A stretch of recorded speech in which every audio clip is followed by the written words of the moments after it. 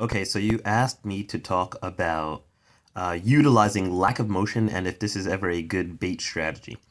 I don't like standing still as a bait. Let me just put that on the table. And the reason for that is because what you are now doing is you are allowing your opponent to use a wide variety of options to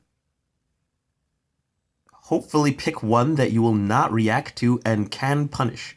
I don't find this to be a very optimal strategy unless you already have a hard read on your opponent.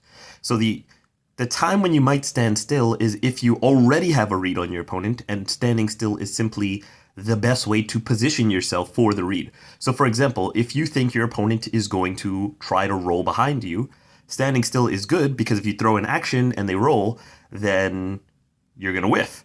And if you do nothing and they roll, you're already in the perfect position to punish them because you weren't pressing any buttons. You can actually see a lot of examples of this in high level play. We saw Zero do this in an extremely beautiful way versus Leo in their last set. And Vinny actually is a player I want to shout out who is extremely good at this back when he was, because it was really good for him as an Ice Climbers player in Brawl. And he has continued to utilize this particular tool in a lot of his play now. So if you want to see standing still as a quote unquote bait, then I would watch a lot of videos of Vinny. He's really, really immaculate at that. But usually you want to constantly be using motion for a purpose. So you either want to be moving towards your opponent to threaten them, or moving away from your opponent to create a whiff.